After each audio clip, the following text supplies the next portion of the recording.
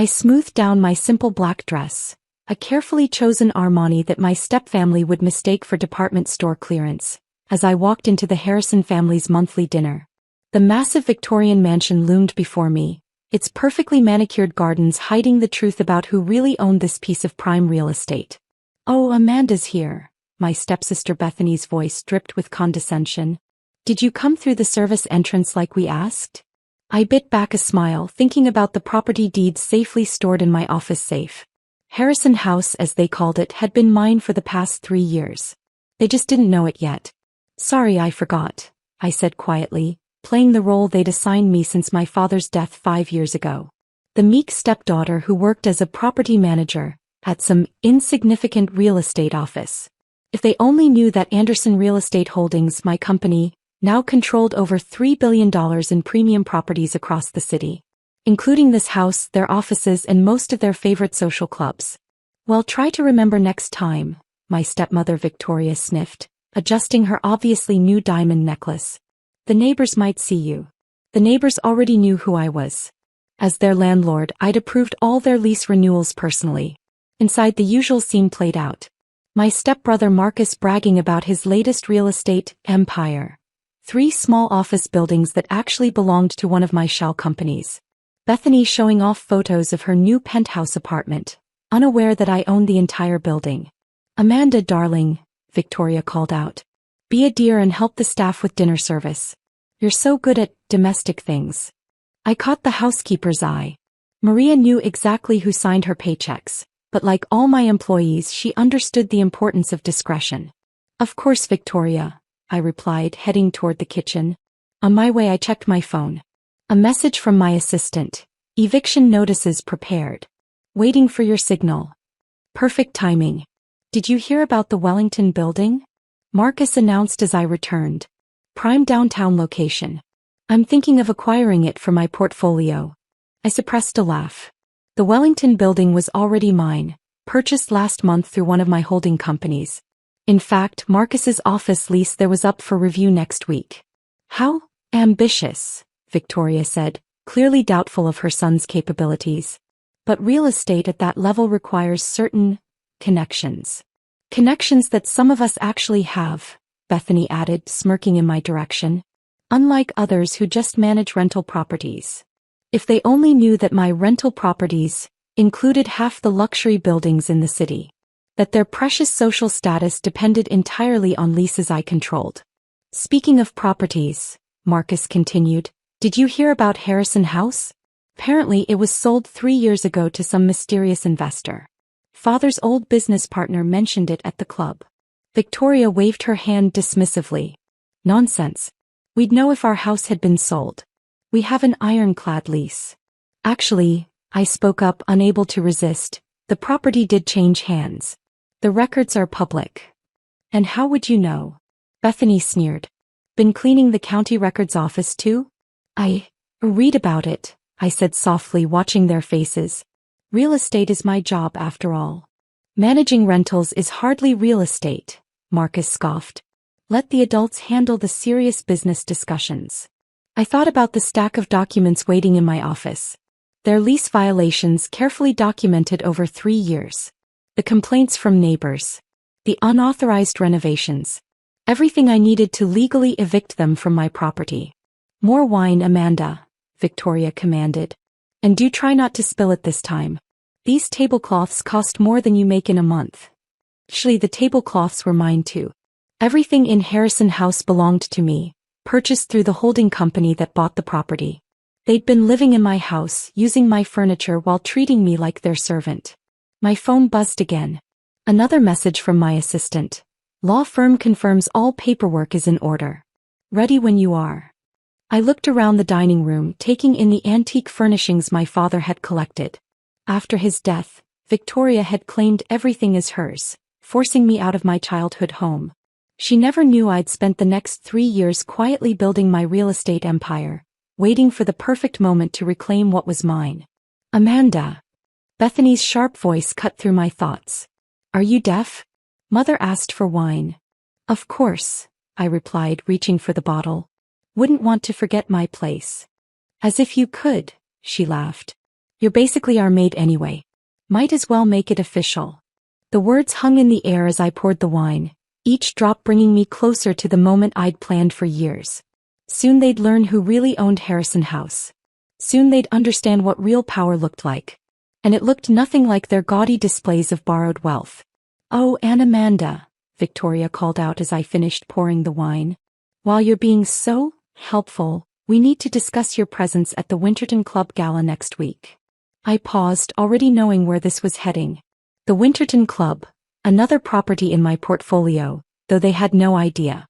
"We don't think it's appropriate for you to attend," Bethany said, examining her manicure. "It's for members only and well, you're not exactly Winterton material." I suppressed a smile, thinking of the membership committee meeting I'd chaired last month. As the club's owner, I had final say on all memberships, including the pending review of their status. "I understand," I said quietly, checking my phone again. A message from my lawyer. "Eviction notices ready. All legal requirements met. Green light when you're ready." Marcus stretched in his chair, his smugness filling the room. "Actually, I'm meeting with the Winterton's owner next week about some development opportunities. Very exclusive. Very confidential." Oh, he wasn't. I'd never approved any such meeting. But let him boast for now. "Speaking of developments," Victoria interjected, "we're planning some renovations to the house. Nothing major, just knocking down a few walls, adding a conservatory." I watched her outline changes to my property, renovations that would violate both building codes and their lease agreement. The lease they'd never actually read. "That sounds extensive," I ventured. "Did you check with the owner?" Bethany laughed sharply. "Oh please. As if we need permission to improve our own home. This mysterious owner clearly doesn't care what we do. Probably some overseas investor who's never even seen the property." Just then the doorbell rang. "Right on schedule. Amanda, get that," Victoria commanded. "The staff is busy with dinner." I stood up, smoothing my designer dress. Of course, wouldn't want to disturb the natural order of things. Walking to the door, I could hear them continuing their conversation, mocking my servant status. If they only knew who was about to serve them. I opened the door to find my lawyer, Thomas, holding a thick envelope. He winked at me, playing his part perfectly. "Delivery for the residents of Harrison House," he announced loudly enough for the dining room to hear. "What is it?" Victoria called out, irritation clear in her voice. I returned to the dining room, envelope in hand. "It appears to be legal documents." "Well, open it," Marcus demanded. "Probably just some paperwork about the renovations." I carefully opened the envelope, though I knew exactly what it contained. 3 years of planning had led to this moment. "It's an eviction notice," I said slowly, watching their faces. "Effective immediately. All residents must vacate the premises within 30 days due to multiple lease violations." The silence was deafening. "That's impossible," Victoria whispered, her face pale. "There must be some mistake." "No mistake," I replied, laying out the documents. "The owner is exercising their right to terminate your tenancy. All the violations are documented: unauthorized renovations, noise complaints, misuse of property." But who is this owner?" Bethany demanded, grabbing the papers. "Some faceless corporation can't just throw us out." "Actually," I straightened up, dropping my submissive pose, "Anderson Real Estate Holdings can. And I can." "You." Marcus laughed, but there was fear in his eyes. "What are you talking about?" I pulled out my phone, displaying the property deed. "I bought Harrison House 3 years ago, right after you forced me out. Along with most of the properties you all love to brag about." The color drained from Victoria's face. That's not possible. You're just a property manager." "No," I corrected her, my voice firm. "I'm the CEO and owner of Anderson Real Estate Holdings. Your landlord. Your club owner. And the person who's been watching you violate every term of your lease for the past 3 years." The room erupted in chaos. Marcus lunged for the documents, Bethany started crying, and Victoria sat frozen, her perfect world crumbling around her. "You can't do this to us," she whispered. "We're family." I looked at her, remembering all the times she treated me like a servant in my own childhood home. "Family? Let's talk about family, Victoria. Let's talk about how you treated your late husband's daughter." This is absurd. Marcus stood up, attempting to regain control. You expect us to believe that you, the help, own Anderson Real Estate Holdings? I smiled, pulling up the company profile on my phone and projecting it onto the dining room wall using the hidden smart system I'd installed. Current portfolio: 147 premium properties, total value $3.2 billion. And yes, that includes the Wellington building you were so eager to acquire, Marcus. Bethany's mascara was running now. But my penthouse. The Alexandra Tower? Owned by my subsidiary. Your lease, by the way, is also up for review. Those unauthorized parties you've been hosting violate several clauses. Victoria finally found her voice. Your father, he left you nothing. We made sure of that. No, I corrected her. You thought you made sure of that. But Dad was smarter than you knew. That small property management company you forced me to work for? It was his silent investment that helped me start Anderson Holdings. I walked around the table, touching the antique furnishings they'd claimed as their own. Everything in this house, every piece of furniture, every painting, every precious family heirloom legally belongs to me. Has for 3 years. Why? Bethany whispered. Why wait so long to tell us? I paused behind my father's old chair, remembering all the family dinners where they'd relegated me to the kitchen. I wanted you to show everyone who you really are. Every insult, every degradation, every time you treated me like a servant, it's all documented. Perfect evidence for when you try to challenge the eviction. Marcus pulled out his phone. I'm calling our lawyer. Charles Montgomery? I laughed softly. He works for me now. Anderson Holdings acquired his firm last month. But please call him. I'm sure he'd love to explain how ironclad your eviction is. Victoria stood up, her composure cracking. What do you want? Money? Position? Name your price. I want you to understand what it feels like, I said quietly. To be treated like nothing in your own home. To watch others claim what's rightfully yours. To smile and serve while plotting their downfall. My phone buzzed again. A message from building security.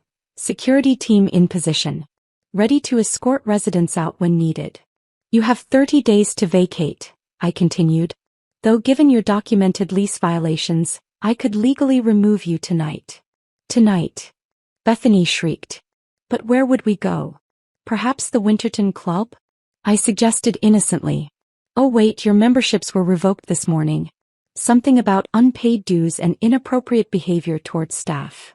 Marcus slumped in his chair. The Wellington building. My office. We'll need new tenants next week. I'm sure you understand, Anderson Holdings has standards for its commercial tenants. Victoria made one last attempt. Amanda, please. We can work something out. We're still family. Family. I cut her off. Like when you made me use the service entrance. When you told the staff I was just another servant. When you erased every trace of my father from this house. I pressed a button on my phone and the house lights dimmed except for a spotlight on my father's portrait, the one they'd hidden in the attic. I'd rehung it that morning waiting for this moment. Dad knew what you were, I continued. That's why he left me the seeds to build all this. He knew I'd need to take back everything you stole, not just the house but our family's legacy. The next hour was a blur of threats, tears, and desperate negotiations.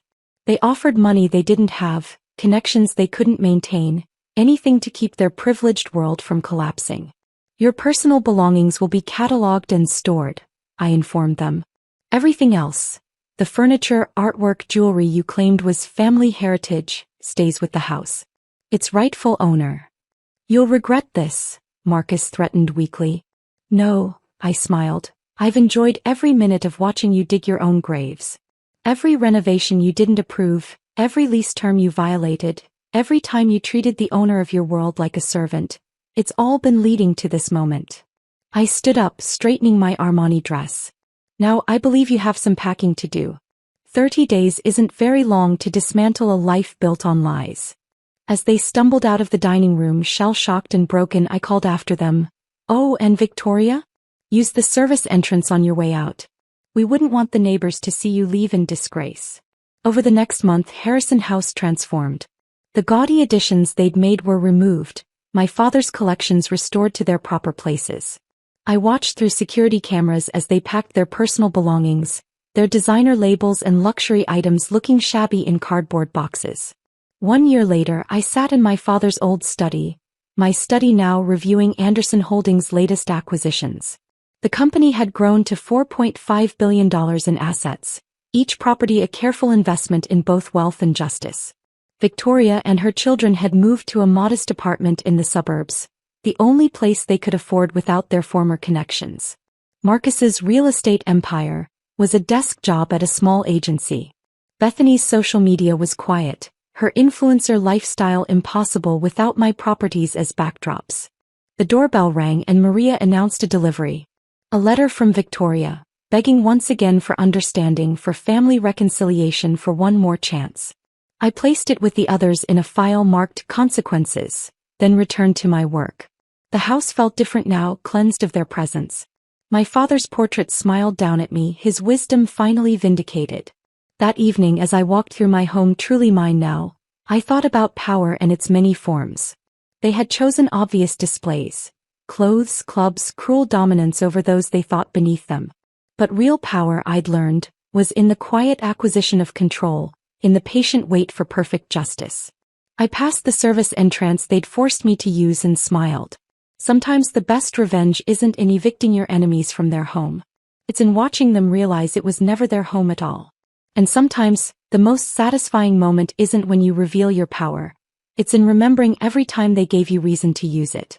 Harrison House stands as a testament to that truth. Every room holds memories of their cruelty and evidence of their fall. But more importantly, it stands as proof that sometimes the help isn't just helping. Sometimes they're quietly building an empire right under your nose. And sometimes, just sometimes, the person you treat as a servant turns out to own every inch of the ground you stand on. The only question is how long they'll let you stand there before showing you the door, preferably the service entrance.